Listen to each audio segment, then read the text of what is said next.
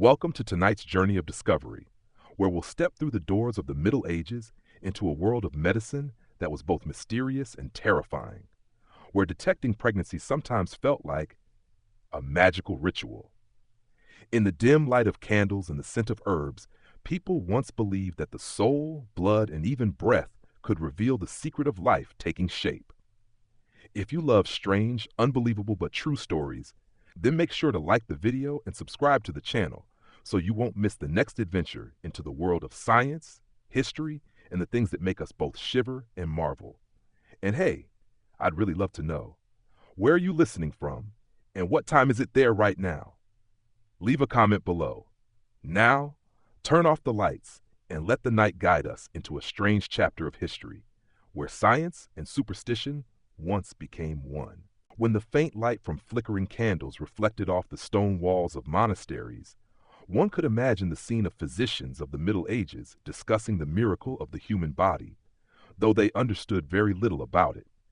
They lived in an era when death could come from a small scratch, and every illness was attributed to the will of God, the wrath of the devil, or simply eating at the wrong time.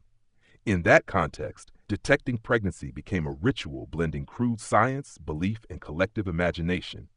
There were no blood tests, no two-line pregnancy sticks, and of course, no ultrasound. Instead, they had a strong belief that the body was a map of the soul, and every sign, from dreams, skin tone, to the brightness of the eyes, could reveal hidden secrets within. A 13th century medical handbook called Trotula once recorded, "If a woman yawns frequently, has sunken eyes, and is drawn to strong odors, she is surely carrying the seed of life." Today, we might call that insomnia and mild morning sickness, but back then, it was proof of a miracle. What makes medieval medicine fascinating is not its accuracy, but its absolute confidence. They rarely doubted themselves, only the patients. When a method didn't work, they didn't think, perhaps the technique is wrong, but rather, perhaps her womb is too stubborn. And so metaphysical theories blossomed. The womb was described as a living creature, a small beast that loved to be soothed by pleasant scents and punished its owner if neglected. The remedies, therefore, became creative. One pregnancy test involved burning a bit of fragrant resin under the woman's seat and observing the reaction of the imaginary womb. If she felt warmth inside, it was pregnancy. If she coughed violently, it was not. It's hard not to feel both amused and sympathetic toward the naivety of that young science. But remember, this was an era when the concept of germs was considered heresy. They believed that smell, color, and taste were sacred languages through which the body communicated with the world. Urine, therefore, became the center of all research. Every doctor had his own urine color chart, a diagnostic tool so common it was displayed in European medical universities. Dark yellow meant internal heat, pale meant cold, and deep red meant cursed. With such standards, it's not hard to see why the grain test for pregnancy came into being. The wheat-barley experiment was the pinnacle of the belief that nature could respond to life. When a woman urinated on the seeds, they weren't just observing a chemical reaction, they were witnessing a sacred union between human and earth. A life forming within her body was believed to be able to awaken other forms of life. Symbolically, this was beautiful, an ancient kind of biological poetry. But in practice, the smell alone must have been strong enough to let the entire village know who was testing for pregnancy. As this experiment spread across Europe, from French monasteries to German farms, it quickly became standard practice. Midwives, physicians, and even curious neighbors gathered around two piles of grain, discussing and predicting the child's gender. If the barley sprouts first, it's a boy. If the wheat sprouts first, it's a girl. The saying became both a playful divination and a kind of ritual. The sprouts were not just biological signs, but omens of destiny. Looking back, the strange thing is, sometimes it worked. Modern scientists have tried to recreate the experiment and found that estrogen hormones can indeed stimulate faster germination, meaning that hidden among layers of superstition and fermented urine, there was a grain of truth, but the price was an indescribable smell and extraordinary patience. To find out if she was pregnant, a woman had to wait days, staring at seeds. If the grain test carried a rustic charm, the wine test had a more aristocratic tone. one that only educated physicians and those with private wine cellars could perform. In a room filled with the scent of herbs and candlelight, a doctor would pour wine into a cup of the patient's urine, swirl it like a sommelier, and inhale deeply. If the wine remained clear, congratulations, she was pregnant. If it turned cloudy, all hope was lost. No one asked why, only that God and wine never erred. Some records describe scenes both comical and tragic, a doctor taking a sip of the mixture to test the aroma, then announcing the result with a solemn face.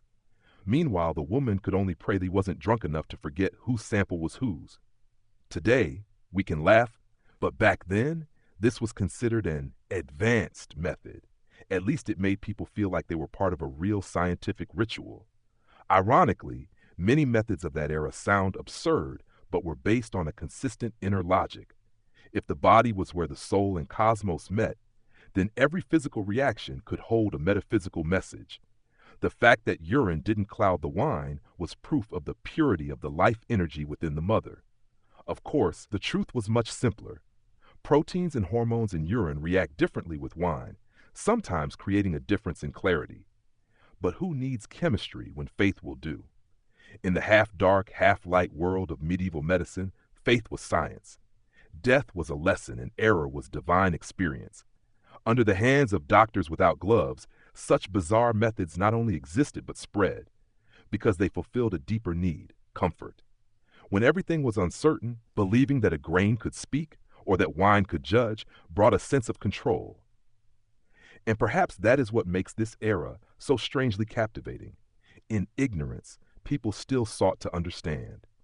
In darkness, they still searched for light, even if it was just the faint glow reflected from a cloudy cup of wine, or from a damp pile of seeds slowly sprouting on an old wooden table. If urine was once seen as the body's love letter, then blood was its prophecy.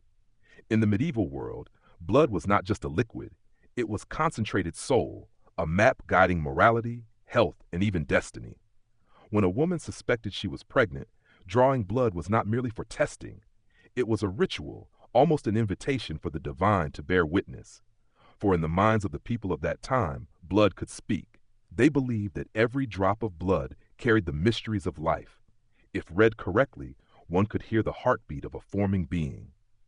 The process began in incense smoke and dim candlelight. The woman sat still, her hand resting on a bowl of clear water. The doctor, or one who claimed to be a doctor, would carefully prick a vein with a sharp knife. Blood dripped down, each drop falling like a tiny prophecy. Everyone held their breath. A dark red drop fell into the water, swirling before dissolving like a withered petal. It was a tense, almost supernatural moment. If the blood floated, they believed the soul was lifting it, a sign of pregnancy. If it sank, it meant the body was empty, or worse, possessed by demons. That reasoning, of course, was a remarkable blend of poetry and misunderstanding, but it revealed something precious: humanity's desire to make the invisible, life yet unborn, into something visible. In an age without ultrasound or hormone science, they sought to interpret the miracle through the only language they knew: symbolism. A floating drop meant hope. A sinking drop meant tragedy. A small ritual, yet it contained an entire universe of faith. Some regions of Germany and England even developed advanced versions of this test. They would heat the blood in an iron pan and observe how it coagulated. If it bubbled, that was a sign of pregnancy. If it hardened and broke into clumps, the woman was deemed infertile. And if it smoked, that was divine intervention, or at least a sign that one should open the window. It's hard not to feel both awe and unease at their unshakable belief in symbols. To them, fire, water, metal, and air were all instruments of truth. The human body was merely the stage, and medicine the ritual. But perhaps no test embodied that obsession more than the mirror method. Yes, a mirror, the reflection of the soul, was once considered a medical tool. The woman was asked to stare into the mirror every morning for 7 days. If the mirror fogged or misted up for no reason, she was believed to be pregnant. The soul is reflecting the new life, they wrote in 15th century medical manuscripts. How lovely if you forget that mirrors at the time were made of polished metal, easily fogged, and of course could not speak. Some doctors even claimed they could see the shadow of the fetus in the reflection if one stared long enough. That was probably true. After a few minutes of staring at a silver surface, anyone would see illusions. Yet within that madness lay a trace of humanity. Those women had no other choice. No gynecologists, no blood tests, no ultrasounds, only faith and curiosity. Each test, however meaningless, carried within it hope and fear.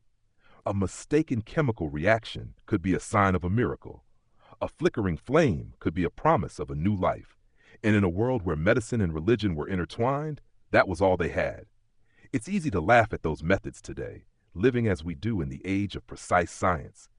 But if we take a step back, we see something worth respecting. Humanity's constant desire to understand its own body. Lacking tools, they still sought to ask questions. Even in error, they wanted to believe in wonder. Every drop of blood, every grain of wheat, every candle flame, all were desperate yet beautiful attempts to decode the miracle of life. In the chaos of the Middle Ages, we glimpse the fragile beauty of science's beginning, naive yet profoundly brave. This era also marked the rise of alchemist physicians, those who believed the human body operated under the same laws as the cosmos. Blood was red because of the sun, urine was yellow because of Mercury, and the soul resided in breath. These men mixed religious belief, Greek philosophy, and a dash of drunken imagination. A 14th century physician once wrote, "If blood blooms in water, it is a sign that an angel has touched the womb." The statement was both absurd and touching. It proved that within the shadow of superstition flickered the yearning of intellect. Gradually, these tests vanished. When the microscope was born, when doctors began wearing gloves, and when the concept of germs was understood, the bowls of water and candles became relics of medicine's childhood. But those relics remain worth remembering, not for their scientific value, but for their humanity. They tell the story of a civilization both terrified and enchanted by life, a world that believed the birth of a child was proof that the universe still functioned. And perhaps in a way, they were right. Modern science can measure hormone levels, read genetic maps, but none of it diminishes the wonder of life growing in silence. The people of the Middle Ages tried to touch that mystery in their own way, with mirrors, with blood, with fire. We are only different in tools, not in feeling. Like them, we still listen to our bodies, still wait for signs, and still believe there is something sacred in the beginning of a new life. So when we look back at those mad experiments, let's not just laugh. Let's see in them our own reflection. The humans who always seek meaning, even in darkness, even through the strangest of ways. Because in the end, from the trembling candlelight of the 14th century to the pregnancy test stick of the 21st, the goal has always been the same: to search for life and to search for hope. But then, as with all things in history, darkness slowly gave way to light. As the 15th and 16th centuries dawned, the world began to change. Ships set sail in search of new worlds, while in laboratories, curious minds were exploring another universe, the universe of the human body. Yet the shadow of the Middle Ages still lingered in every flask and vial. The ancient notions of soul, humors, and divinity had never truly left. Renaissance medicine, on its path toward reason, still carried the scent of garlic, onions, and candle wax from centuries past. Physicians of the time began to replace superstition with what they called empirical observation. But remember, empirical in the 16th century often meant staring at urine a little longer before declaring the result. Some doctors claimed they could determine the baby's sex by burning a sample of urine and smelling the smoke. If the smoke rose sweet and warm, it was a girl. If it was sharp and pungent, it was a boy. No one knows how many doctors' noses were harmed in the process, but it was likely considered an occupational hazard back then. Yet, amid those absurd experiments, a true shift began to take shape. As anatomical knowledge spread, people dared for the first time to dissect the human body, something once deemed sinful. And in damp rooms where candlelight flickered over bluish veins, medical students began to realize the uterus had no air passage to the lungs, and the smell of garlic had nothing to do with the miracle of reproduction. It was a historic moment when science quietly overtook superstition, not with the thunder of discovery, but with the gentle sigh of truth. However, the journey from garlic to modern blood tests was anything but short. For centuries afterward, women remained biological mysteries in the eyes of male physicians. They were barred from medical schools, forbidden to write about their own bodies, and when they spoke up, they were labeled insane or possessed. Ironically, those who knew the most about pregnancy, the midwives, were pushed aside, hunted, and branded as witches. Meanwhile, male doctors continued to study women from afar, through urine, mirrors, and sometimes dreams. In the 17th century, another turning point appeared, the microscope, a tiny device that shook 1,000 years of belief. Beneath its lens, the body was no longer a symbol of divinity, but a material world, alive and governed by laws. Yet not everyone was ready to abandon poetry. A Dutch scientist, Antony van Leeuwenhoek, after seeing sperm for the first time, believed that each contained a tiny, fully formed human, complete with head, arms, and legs, merely waiting for a womb to grow in. A notion both charming and terrifying, and still, in its own way, medieval. Nevertheless, this was the beginning of a new age. Humanity began to look at evidence, not just symbols. The crystal Matula jars slowly disappeared from examination tables, giving way to test tubes and notebooks. Instead of praying for the candle to flicker, they measured temperature, recorded pulses, and began to understand that hormones, not souls, were the key to life. And wonderfully, much of that work still relied on what midwives had long known: to observe, to listen, and to respect the female body. But it wasn't until the 20th century that this story reached its true turning point. In 1927, two German scientists, Aschheim and Zondek, discovered that the hormone HCG, secreted during pregnancy, could be detected in urine. It was the moment when centuries of garlic, keys, blood, and urine were washed clean by biochemical proof. And the irony was, in the end, urine remained the protagonist, only this time it was finally understood.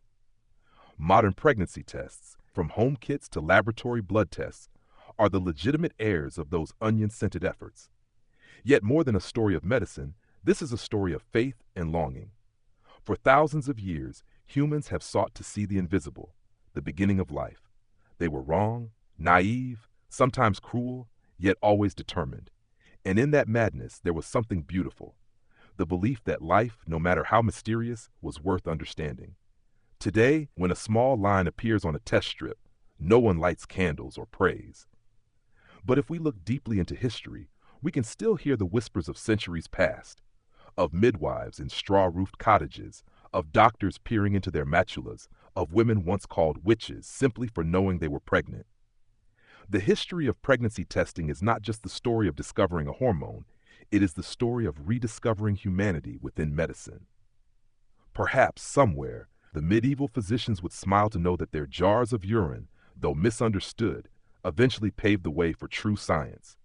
And we, in this age of technology and DNA, should remember, every great discovery begins with a simple question: am I carrying a new life within me?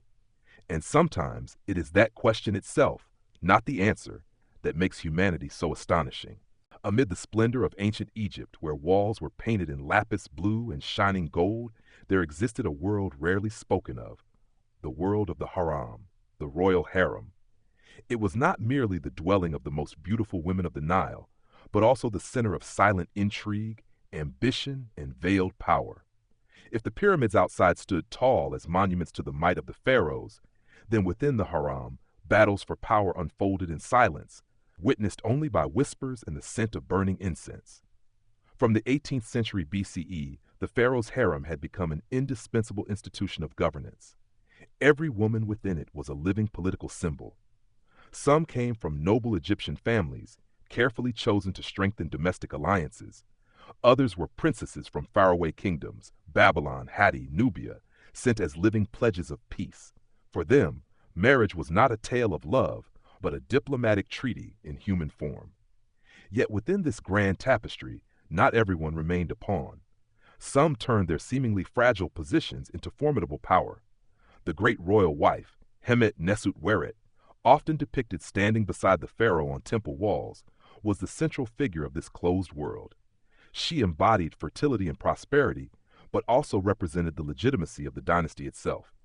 In many reigns, when the pharaoh went to war or passed away, it was she who ruled as regent, governing the land and issuing decrees in the name of the gods. She was the intersection of femininity and authority, gentleness and strategy, a living goddess among mortals. But not all stories within the harem gleamed like the gold of temple reliefs. Beneath the fine linen and the sweet resin of punt lay the quiet loneliness of hundreds of women imprisoned in splendor. To the outside world, they were icons of beauty and privilege. Within, they were captives, stars that would never rise in the pharaoh's sky. A single misstep, a misplaced glance, or a whispered rumor could erase them from history as though they had never existed. The eunuchs were the soul of this machinery. They were the ears, the eyes, and at times the hands of the pharaoh in the women's secluded world. No one but they could cross the sacred line dividing male authority and female allure. They maintained order, carried messages, and sometimes extinguished the faint hopes of forbidden hearts. In the harem, love was a sin, but ambition was an art of survival. The midwives, physicians, and priests of the harem were also unique figures. They not only cared for the health of the women, but also guarded the greatest secrets of the kingdom, the signs of new life.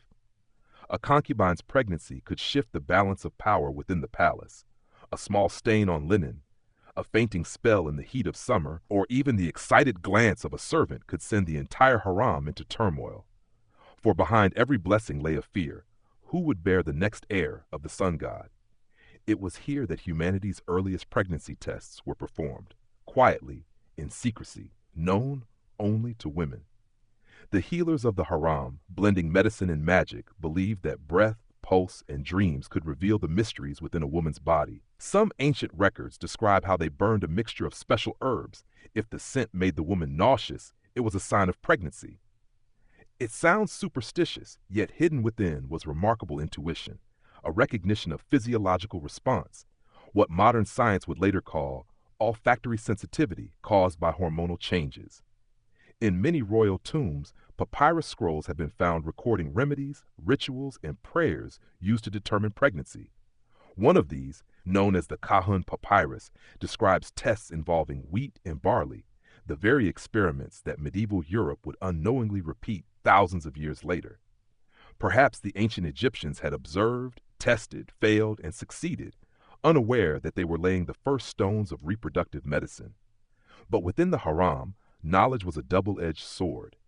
A woman who held the secrets of birth also held power, and that made her dangerous in the eyes of the court.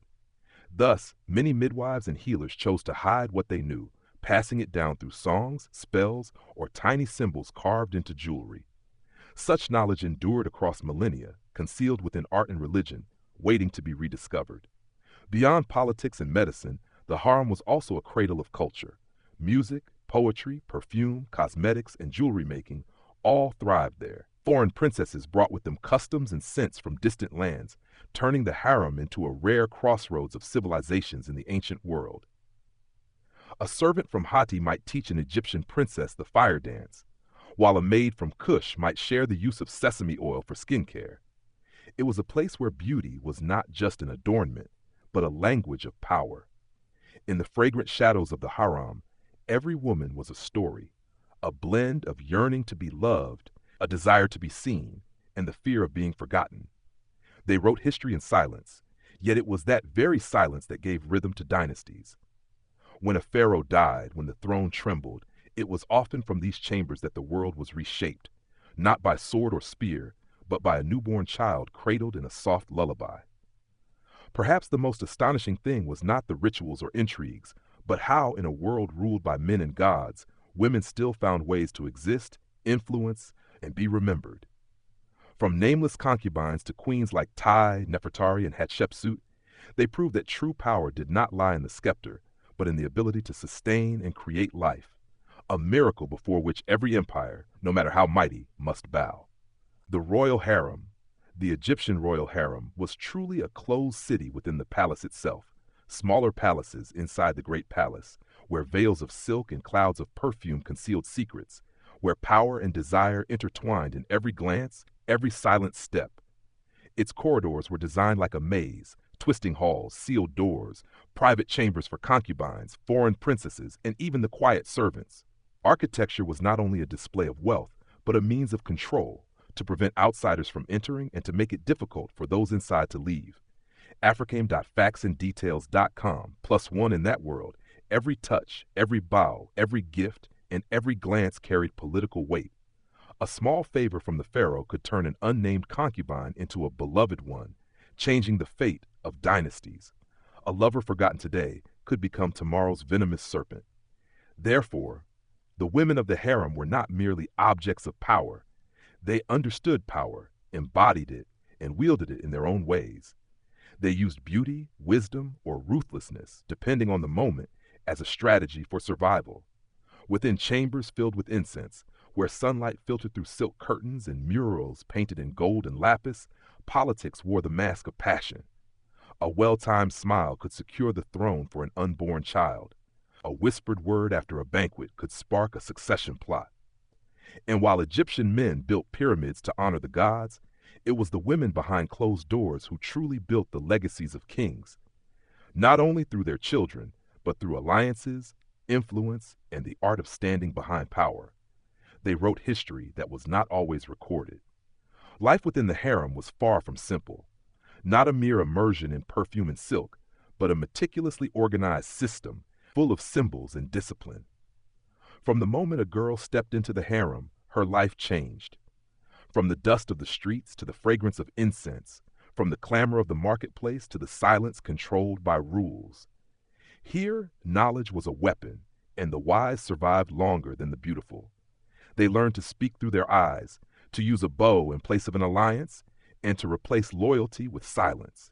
Noble maidens and foreign princesses were taught by priestesses, scribes, and musicians to read sacred texts, to pour wine without spilling a drop, to sing hymns pleasing to both gods and men. They were trained in beauty not just of skin or golden braided hair, but of speech, intellect, music, and expression, because in the harem, mere beauty was never enough.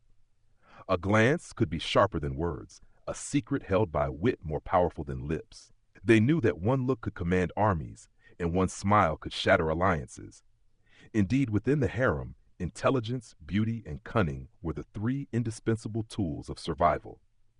Some women rose by beauty, some by intellect, some by cunning, but all understood that power did not reside only in the pharaoh, but also in the mastery of their own confined space. They were silent strategists, shadow diplomats, guardians of their children's destinies. They knew that jealousy, beneath the scent of perfume and laughter, was the deadliest poison of all. The harem also trained those unnamed in history, servants, scribes, and especially eunuchs, who acted on behalf of the pharaoh to supervise the women, carry messages, guard chambers, and maintain absolute silence. They knew every secret, who gifted whom, who exchanged letters, who received audiences. In that closed palace, they were the ears, eyes, and hands of power. Beneath their servile appearance, they ensured that the flow of authority remained undisturbed. They understood that in the harem, the body was not merely a vessel for birth, but a symbol of power, and that a woman bearing a son was a political victory as much as a spiritual one. Moreover, the midwives and physicians of the harem played crucial roles. They cared for the concubine's health and monitored pregnancies, for a concubine giving birth to a royal son could alter the fate of the dynasty. They were little known but vital figures, keepers of secrets, receivers of fear and hope, aware that every tear, every fragrance, every private audience could mark a turning point in history. In an age when women outside the palace were considered secondary, within the harem, a woman who bore a son could become the embodiment of royal legitimacy. Yet, do not let the splendor obscure the loneliness and danger. The harem was not only a paradise of power, but also a silken trap of surveillance and silence. A compliment too lavish, a gift too unusual, a gaze held too long, any could be recorded, remembered as a mark of suspicion. A concubine could be forgotten overnight, stripped of rank, exiled, or even executed without explanation. Many battles were not fought on open fields, but in fragrant silk-draped chambers where a whisper could change the course of a dynasty.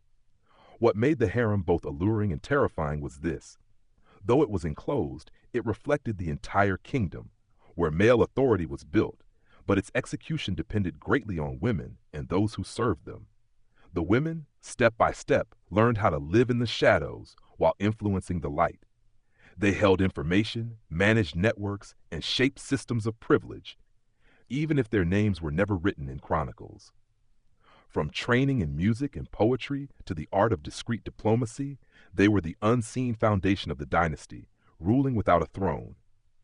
Thus, the harem was not merely a refuge for lovers or princesses. It was a school of power, where every woman was trained to live with two faces, one for the world, one for herself, where every glance and every word was a weapon. Under the lamplight and on silk carpets, amid music and quiet footsteps, they struggled, survived, and shaped destiny. It was within the silence of those stone halls and heavy curtains that the fate of Egypt, its kingship, its heirs, and its glory was forged. The royal harem, the Egyptian royal harem, was truly a closed city within the palace. Small palaces inside the grand one, where veils of silk and fragrances concealed secrets, where power and desire intertwined in every glance, every silent step. Its corridors were designed like a labyrinth, twisting halls, sealed doors, separate rooms for concubines, foreign princesses, and even the quiet servants. The architecture was not only for display, but for control, so that outsiders could not enter and insiders could hardly escape. In that world, every touch, every bow, every gift, and every look carried political weight. A small favor from the pharaoh could turn an unknown concubine into the beloved one, and from there, the destiny of a bloodline could change. A forgotten lover today could become tomorrow's viper. Therefore, the women of the harem were not merely objects of power. They understood power, embodied it, and used it in their own way.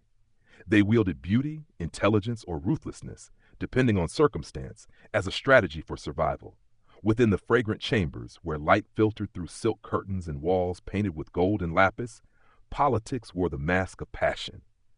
A well-timed smile could secure the throne for an unborn child. A soft whisper after a feast could set a succession plot in motion.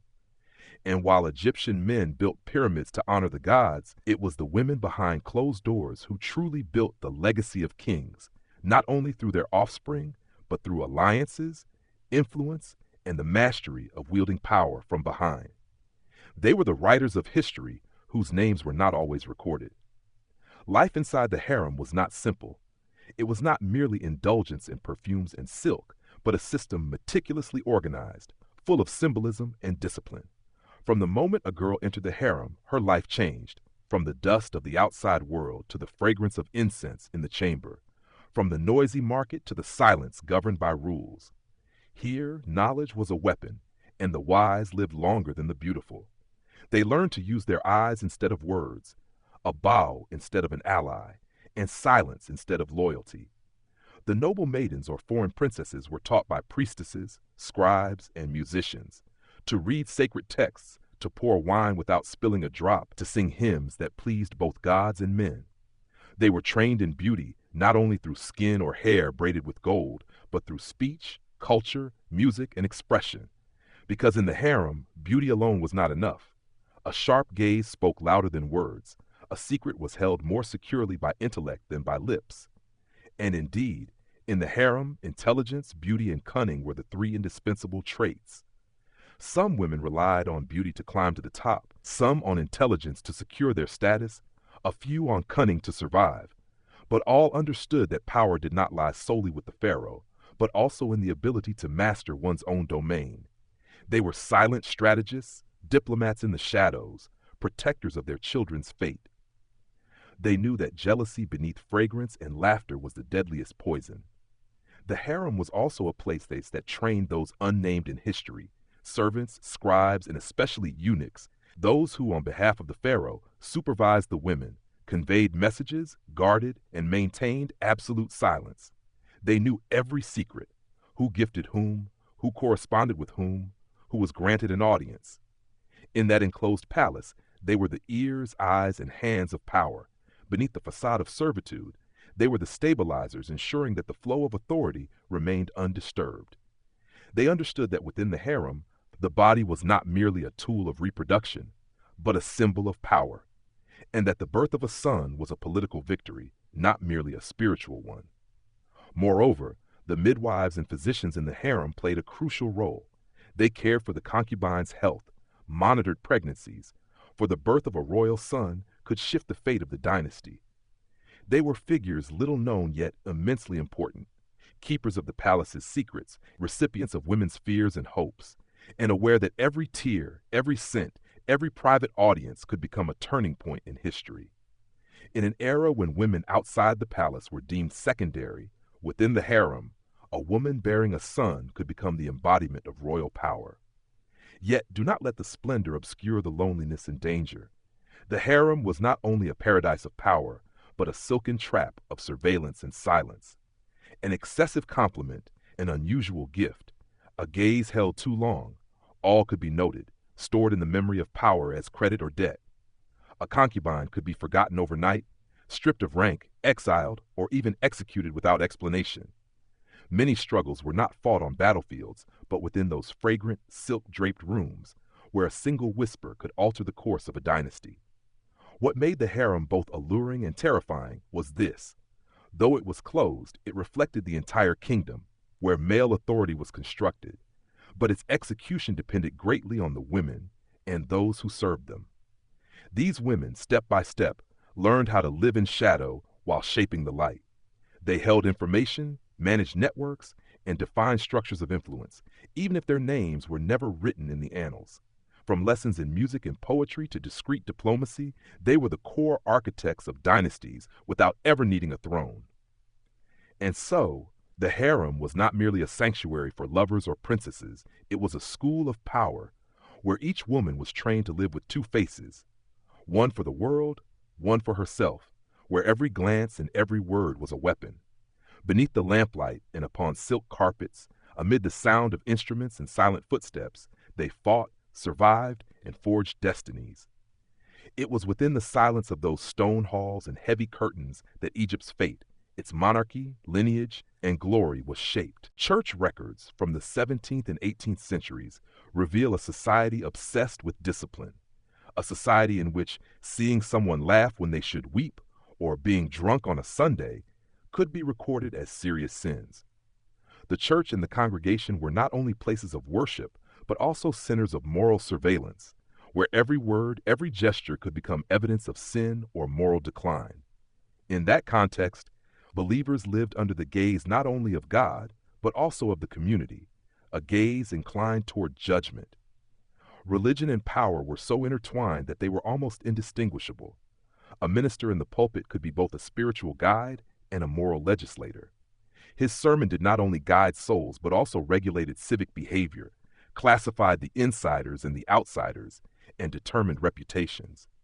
When a minister fell, for example, was accused of adultery, drunkenness, or improper relations with the congregation, it was not merely shameful, it was a public scandal that shook the entire structure of local authority. Colonial American society, in towns like Salem, Massachusetts, Hartford, Connecticut, and Boston, Massachusetts, did not only try witches, but also moral offenders, liars, violators of rituals, and those almost witches if they spoke too differently. A rumor could become an accusation. A gaze held too long could be seen as a sign of satanic possession. In that setting, real power lay not only in the sermon, but in the control of information, the control of rumors, and the control of people.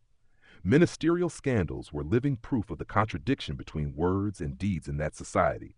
For example, a minister named Henry Smith of Wethersfield, Connecticut, around 1640, was accused of greed and adultery with a female servant, something the community deemed unacceptable for a moral leader. His reputation was destroyed, the congregation divided, and the event became a warning that even those standing in the pulpit were not immune to surveillance. Congregations kept meticulous records, not only listing the names of church attendees and public sins, but also disciplinary measures such as admonition, denial of communion, or excommunication. Colonialsociety.org, those deemed improper could have their names exposed on church notices or be required to confess publicly before the congregation.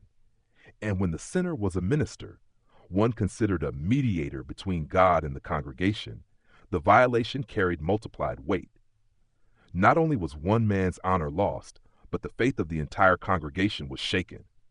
Yet the crucial point is this: once power is tasted, it becomes an irresistible temptation. For some ministers, controlling the congregation, deciding who could be baptized, who could take communion, who could be reprimanded, became more like secular authority than spiritual duty. At that point, a minister's words became a weapon. A sermon could break a marriage, divide families, even lead to executions.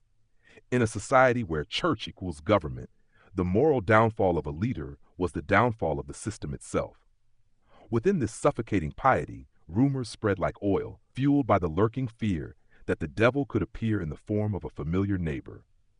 The devil wandering in the wilderness might actually be the man sitting next to me in church. The church was not only a place to commune with God, but also a place to watch one another. Judging others was seen as an extension of the sacred mission. And when the final scandal erupted, the force of divine wrath was more terrifying than any sermon. The witch trials in Salem in 1692 were not merely about demons and rituals, but the outcome of a moral order imprisoned by itself, where repression constantly awaited an explosion.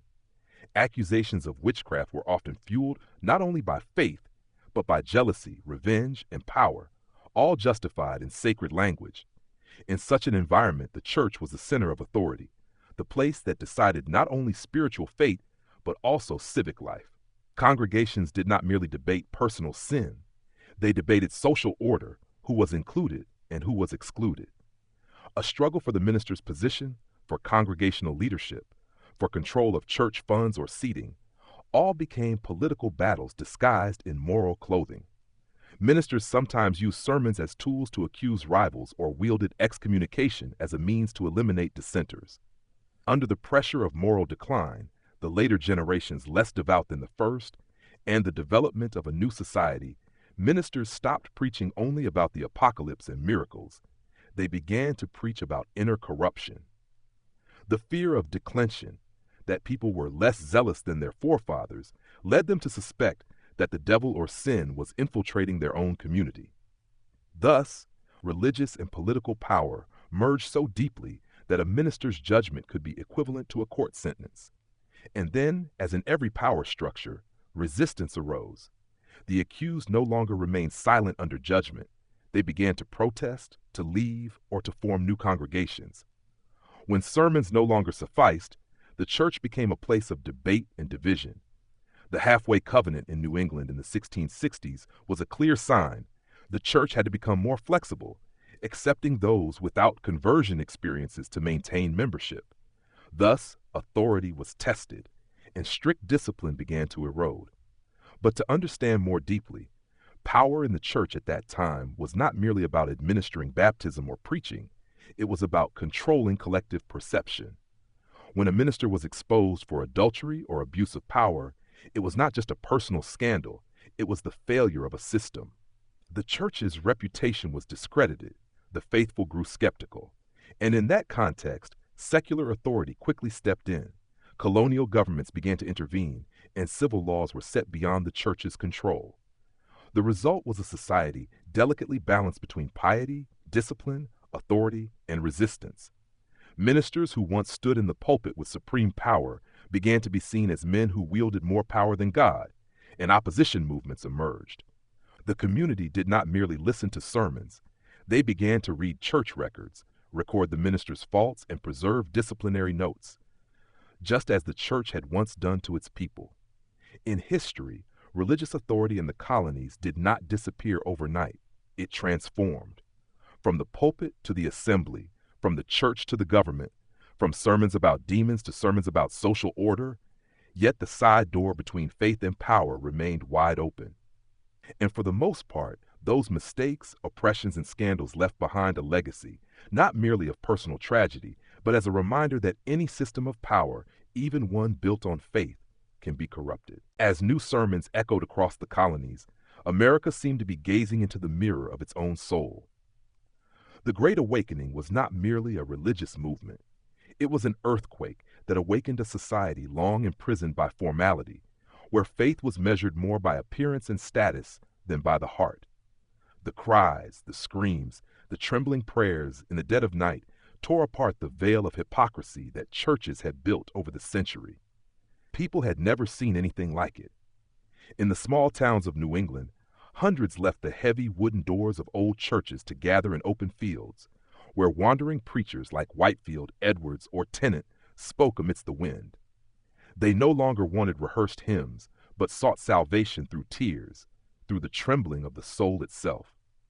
For them, faith was no longer a Sunday garment to be worn, but a burning scar upon the heart, proof that God was truly listening.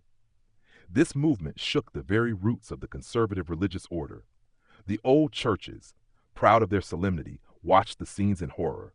Ministers who once preached in carefully trained tones now stood before crowds wailing and collapsing in divine frenzy. To them, it was chaos, even blasphemy. But for thousands of poor believers long excluded from society, it was the first time they felt they truly had a place in the kingdom of faith. What frightened the clergy most was not the fervor, but the equality the movement unleashed. For the first time, women rose before crowds, recounting dreams they believed were messages from God. Black slaves, once invisible in the white man's world, were invited to share their visions too. A new world was emerging, one where no one needed a minister's permission to be saved. The gates of heaven, once thought reserved for the worthy, now swung open to those once called sinners. The old congregations reacted fiercely.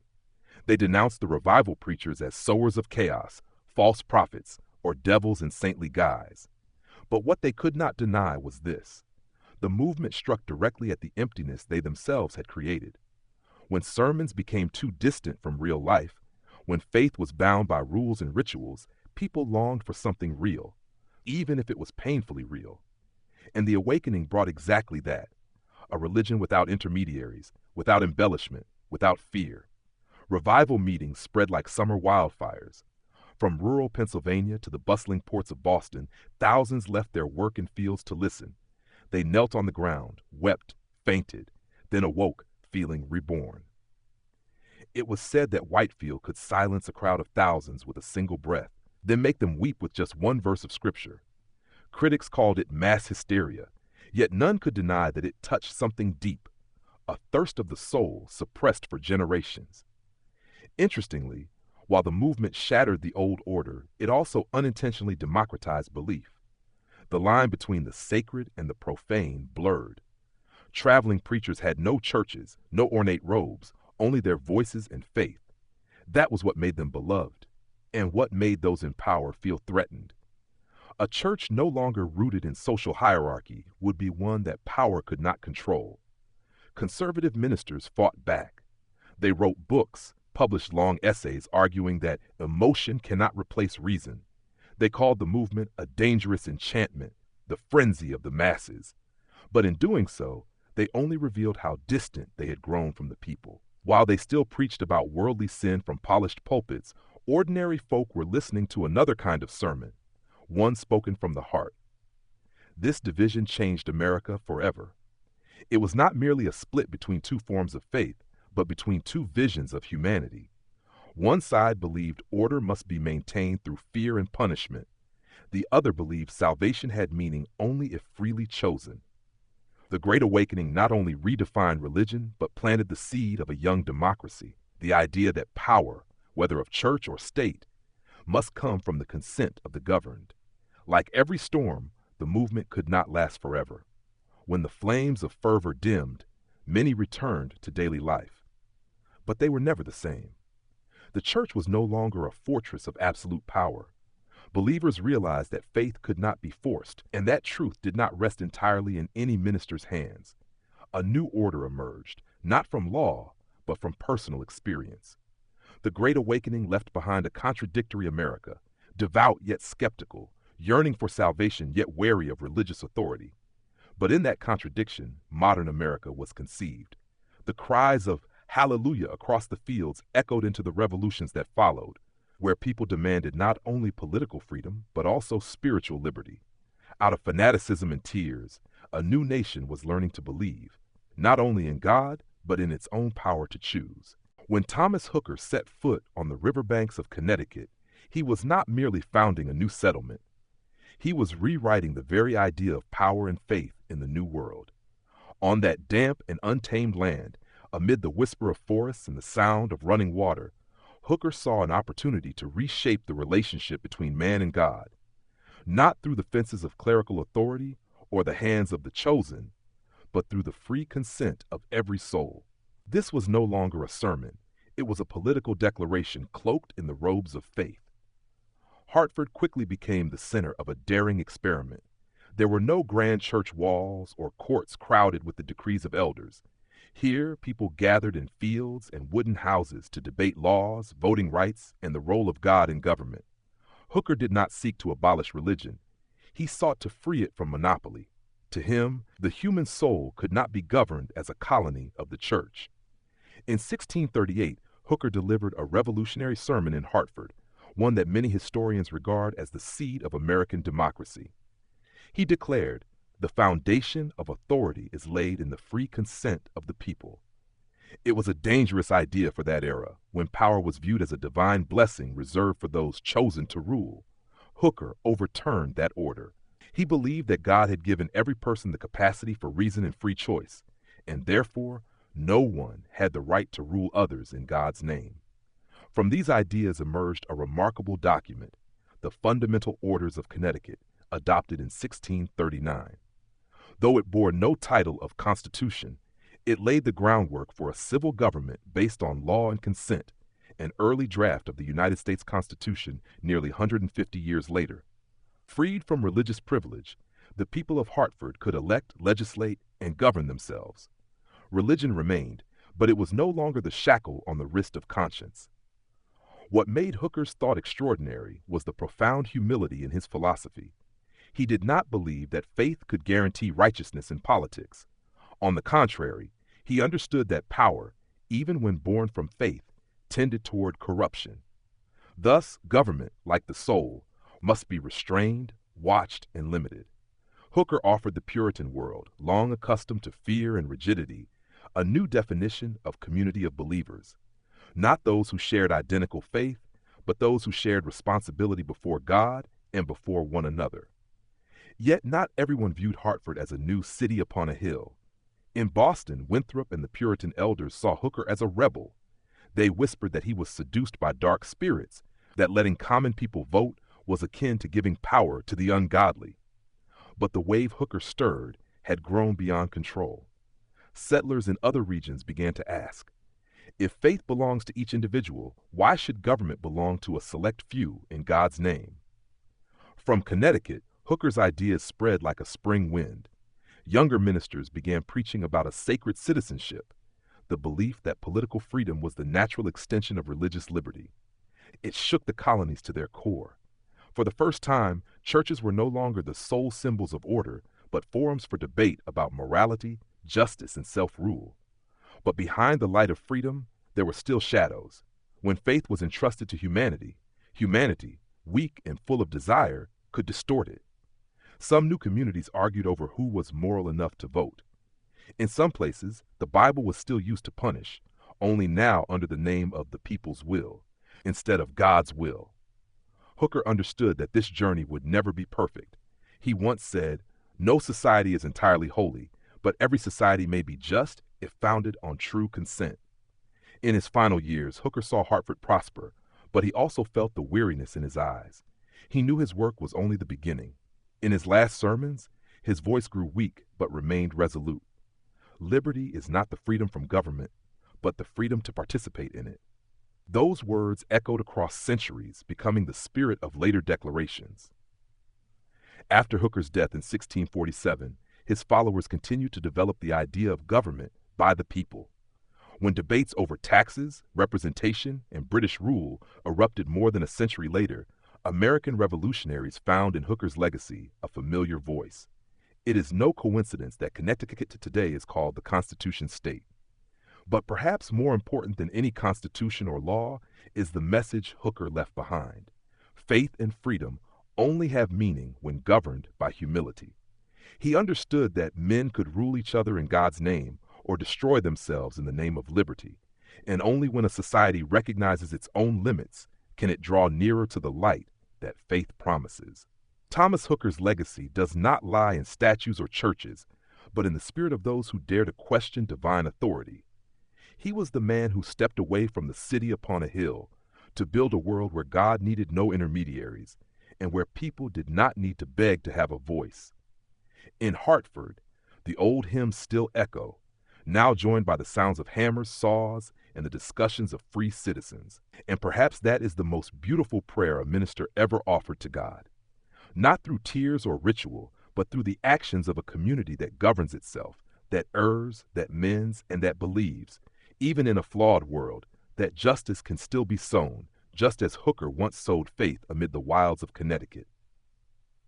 While the colonial society in the Massachusetts Bay Colony continued to maintain a model of government where church and state cooperated closely, where citizenship and the right to vote were tied to church membership, in the West, along the Connecticut River, a bold experiment was taking shape under the guidance of Thomas Hooker. Here, there was no longer passive acceptance that only those chosen by the church deserved a political voice. Instead, Hooker and his followers declared, every member of the community, as long as they obeyed the laws, took part in public life, and were honest laborers, deserved to speak up and take part in collective decision-making. Life in the New Hartford settlement was harsh. Freezing winters, wolves howling on the forest edges, hunger and disease lurking. Yet it carried a new meaning. It was not merely survival, but a declaration that a community could govern itself without being bound by ecclesiastical authority or elite privilege. Hooker, in his simple yet powerful sermons, emphasized that political power must rest upon the free consent of the people, not upon sacred status or religious privilege. This marked a turning point. Government was no longer something granted by a religious institution, but a trust from the people for the people. When the small charter known as the Fundamental Orders of Connecticut was enacted in early 1639, it was more than a document to establish a government. It was an assertion that the government must be accountable to the community rather than stand above it. In other words, freedom was not the absence of law. It was conscious participation in the law one accepts. However, this experiment did not take place in ideal conditions. The actual work of settlement and construction was full of hardship. Hooker's followers not only had to fight against freezing cold, hunger, disease, and the wild forests, they also faced spiritual pressure from Massachusetts. The leaders in Boston viewed Hartford as a dangerous manifestation. If people no longer needed the church to have a political voice, then the authority of ministers and elders would be undermined. They feared that this community-based model of government, veiled under a Puritan cloak, would spread and overturn the social order they controlled. Thus, tensions between Massachusetts and Connecticut gradually escalated. Boston sent letters of inquiry, warning that the western lands were becoming a lawless region, not for lack of faith, but for lack of the church at the center of governance. But Hooker responded not with threats, but with scripture. He cited that even in the Bible, the people were allowed to understand and make decisions under God's authority, not solely under the authority of elders. Those words echoed through his sermons, passed swiftly through handwritten scrolls, spreading across forests and settlements. Gradually, the people began to feel that power was not something bestowed from above. It was their voice, their choice. The early years of Hartford witnessed not only the building of log houses, the planting of corn, the establishment of schools and meeting houses, but also the engraving of a principle. An honest citizen was not merely a believer, but a member of the polity. They did not need church ordination to be local leaders. They needed the community's trust and election. This was the earliest foundation of a concept that would later become central to American democracy, that government serves the people, not the people serving the government. Yet, like any revolution, this experiment carried both light and shadow. While the community rejoiced in its newfound voice, it also bore new responsibilities, making laws, settling disputes, defending the settlement against native tribes and external threats. In 1637, the prominent conflict between the colony and the Pequot tribe broke out in the Connecticut River area, with the Pequot War, 1636 to 1638, serving as a painful reminder that building and protecting a society was never gentle work. During the Mystic Massacre on May 26, 1637, colonial forces and their native allies attacked a Pequot village, killing hundreds, including women and children. This event marked a dark milestone, a reminder that this newfound freedom still had to face the grim realities of violence and territorial conquest. No society can be both devout and democratic without contradiction. Hartford expanded, developing into a prosperous region, yet it also had to wrestle with negotiations with native peoples, pressure from Massachusetts, and the responsibility to safeguard the freedom it had proclaimed. They knew that granting power did not mean abolishing it, but redistributing it.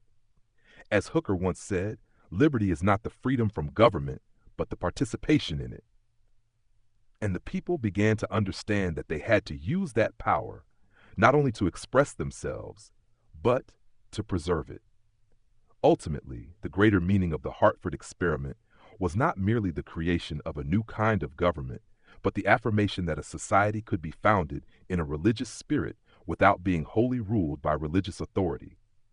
Through hardship, through times when wolves howled, winters were harsh, and wars loomed, the people of Hartford wrote history not with cannons, but with laws inscribed in words declaring that we are those who choose together and bear responsibility together. As the centuries passed, those principles, individual liberty, consent, communal responsibility, became an inseparable part of America's legacy.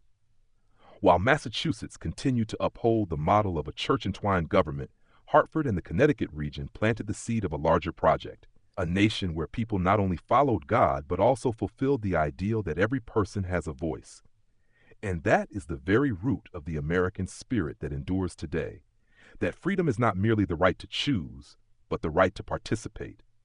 Government is not merely authority, but service. And faith is not merely ritual, but the act of building.